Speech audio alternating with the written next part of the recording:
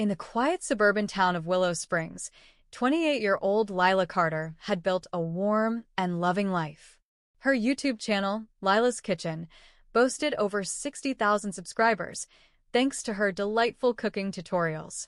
She had a knack for engaging her audience, but her 5-month pregnancy had taken a toll on her energy. Morning sickness left her drained, and even the smell of spices in her well-kept kitchen made her stomach churn. Lila's husband, Ryan, 33, worked as a remote software engineer and was often away on business trips. Despite the distance, he maintained a strong bond with Lila, eagerly anticipating the birth of their first child. However, their peaceful home had become a place of growing tension ever since Ryan's mother, Eva, moved in a year ago. Eva, 61, was a retired schoolteacher. After her abusive husband, James, passed away suddenly, she was left with a mountain of debt and nowhere to go. Ryan had suggested she move in with them, and Lila had agreed out of kindness. But Eva's strict demeanor and constant criticism soon created a rift in the household. "These videos of yours are so undignified," Eva remarked one morning, her sharp tone cutting through the room as she observed Lila setting up her camera. Lila ignored the comment, focusing instead on the supportive messages from her viewers. But deep down, she felt the weight of Eva's disapproval. Lila's days were a delicate balance of managing her health, maintaining her YouTube channel, and navigating the growing tension with Eva. One morning, after yet another restless night, she woke up feeling particularly weak. The smell of breakfast wafted through the house, making her stomach churn. "Breakfast is ready," Eva called from the kitchen, her voice brisk as usual. Dragging herself to the dining table, Lila was greeted by a picture-perfect meal: crispy bacon, golden pancakes, and freshly squeezed orange juice. The presentation was immaculate, just like everything Eva did. "I'm sorry, Eva," Lila murmured, clutching her belly. "I don't think I can eat this morning. The smell is making me nauseous." Eva's expression hardened. She set the tray down with a loud clatter, her hands moving sharply as she cleared away the untouched plate. "You waste everything," Eva muttered, her tone dripping with disapproval. "When I was your age, I worked full-time as a teacher, kept a spotless house, and never complained, even when I was pregnant. But you? You can't even manage a simple breakfast?" Lila bit her lip, holding back a retort. She had learned that arguing only made things worse. That afternoon, Lila decided to connect with her audience through a short live stream. Propping her phone on a tripod, she addressed her viewers with a tired smile. "Hi, everyone," she began, her voice warm despite her exhaustion. "I just wanted to let you know I'm not feeling well today, so there won't be a new recipe video. Thank you for your patience and understanding." Supportive comments flooded the screen. "Take care, Lila. Your health comes first. And we're here for you." But before she could end the stream, the bedroom door burst open. Eva stood in the doorway, her face twisted with rage, holding a steaming hot iron. "You think you can sit here and do nothing?" Eva shouted, her voice trembling. "Pretending to be some internet celebrity while I handle everything? You're shameless." Lila froze, her heart pounding as Eva stormed into the room. The hot iron in Eva's hand hissed softly, releasing a faint trail of steam. The supportive comments on the live stream turned frantic. "What's happening? Call 911, and someone help her." "Eva, please," Lila stammered, her voice trembling. "I'm not feeling well. I just wanted to update my followers." "Followers?" Eva sneered, advancing toward her. "You're a disgrace to this family. You can't even manage basic chores, and you spend your time online pretending to be someone important. You're lazy and selfish." Lila tried to reason with her. "I'm doing the best I can, Eva. I'm pregnant. I need rest." "Rest? You think pregnancy is an excuse to sit around?"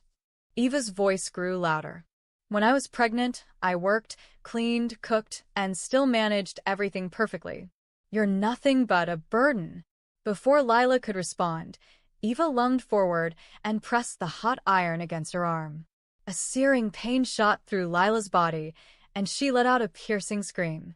The smell of burning flesh filled the room as she clutched her arm, tears streaming down her face.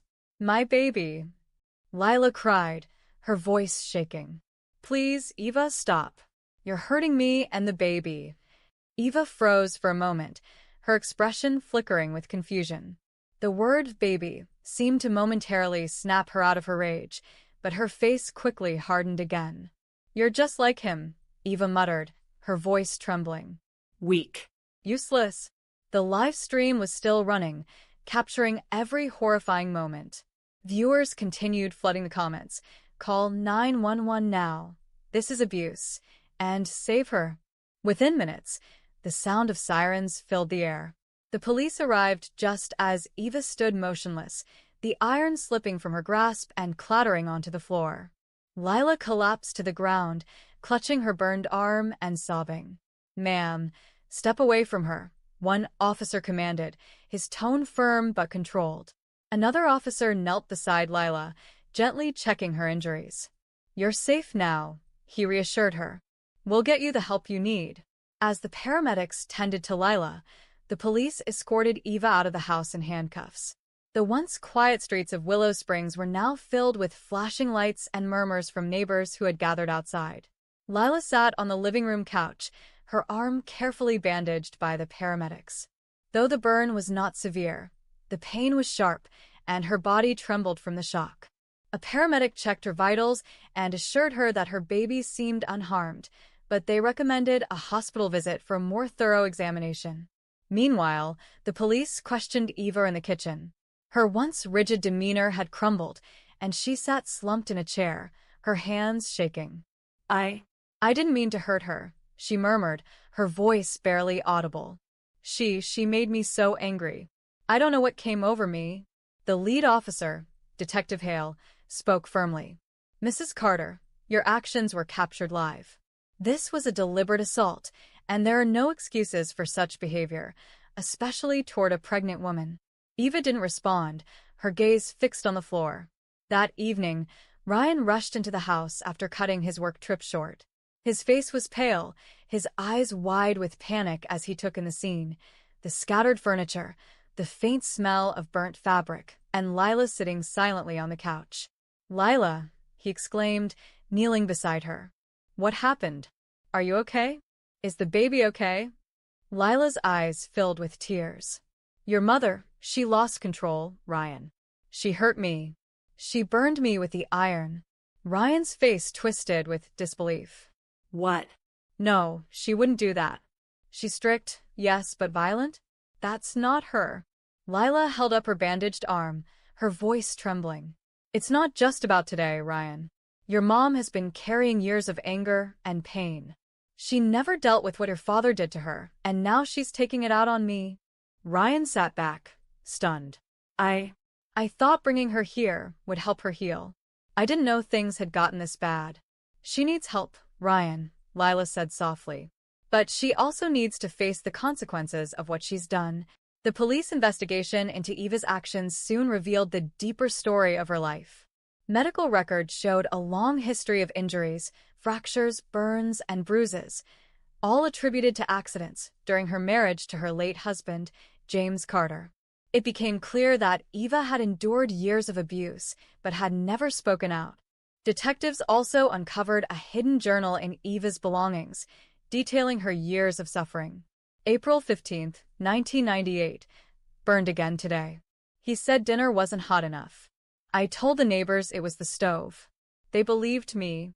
July 22, 2005. "I fell down the stairs, or at least that's what I'll say. The bruises are too obvious this time." Ryan sat in disbelief as he read through the journal at the police station. His hands shook as he flipped through the pages, each entry revealing a part of the story he had never known, or perhaps never wanted to see. "I always thought she was just strict," he murmured. "I never realized how much she was hiding." Lila placed a hand on his shoulder. "She's been holding all of this inside for years. But that doesn't excuse what she did to us." The courtroom was packed with reporters, neighbors, and advocates for domestic violence survivors. The case had drawn widespread attention due to the live stream, which captured Eva's attack on Lila in vivid detail. The prosecution presented the footage along with medical evidence of Lila's injuries, emphasizing the seriousness of the assault. Eva's defense attorney acknowledged her guilt, but highlighted her traumatic past as a survivor of decades of domestic abuse. He argued that while Eva's actions were inexcusable, they stemmed from unresolved pain and a lifetime of psychological damage inflicted by her late husband. Eva stood at the defendant's stand, her hands clasped tightly. "I know what I did was wrong," she said, her voice trembling. "I let my anger and pain consume me, and I hurt the people who gave me a home when I had nowhere to go. There's no excuse for what I did, and I accept whatever punishment the court decides." The judge, a stern but empathetic woman, addressed Eva directly. "Mrs. Carter, your story is one of profound suffering, and this court acknowledges the trauma you endured. However, your actions against your daughter-in-law, a pregnant woman, cannot be overlooked. Domestic violence, in any form, must be met with justice." The courtroom fell silent as the judge delivered her sentence. "This court sentences you to 18 months of incarceration, to be served at the state correctional facility. Mandatory psychological therapy during your imprisonment to address your trauma and anger management. A $20,000 fine, which will be allocated toward Lila's medical expenses and programs supporting domestic violence survivors. 3 years of probation following your release, during which any violation of terms will result in further imprisonment." Eva nodded, tears streaming down her face. "Thank you, Your Honor," she whispered. "I'll do whatever it takes to make amends." As Eva was escorted out of the courtroom in handcuffs, reporters swarmed the courthouse steps. The hashtag Justice for Lila had once again gone viral, with many expressing relief that justice had been served. However, some voices highlighted Eva's complex story, sparking discussions about the cycle of abuse and the need for better support for survivors. Ryan and Lila left the courthouse quietly, their hands intertwined. "I don't know how to feel," Ryan admitted, his voice heavy with emotion. "She's my mom, but what she did to you, to us, I can't forgive that." Lila gave his hand a gentle squeeze. "It's okay to feel conflicted, Ryan. She's facing the consequences of her actions, and that's what matters right now." With Eva's sentencing behind them, Lila and Ryan began the slow process of rebuilding their lives. Ryan took a leave of absence from work to focus on supporting Lila through the remainder of her pregnancy. He also started attending therapy to process the trauma of his childhood and the recent events involving his mother. One evening, as they sat on the couch, Ryan turned to Lila. "I've been thinking," he said, his voice hesitant. "I want to transfer to a local position. No more long trips. I need to be here, for you, for the baby." Lila's eyes softened, and she reached for his hand. "That means a lot, Ryan. We need to move forward together." In the state correctional facility, Eva began her mandated therapy sessions.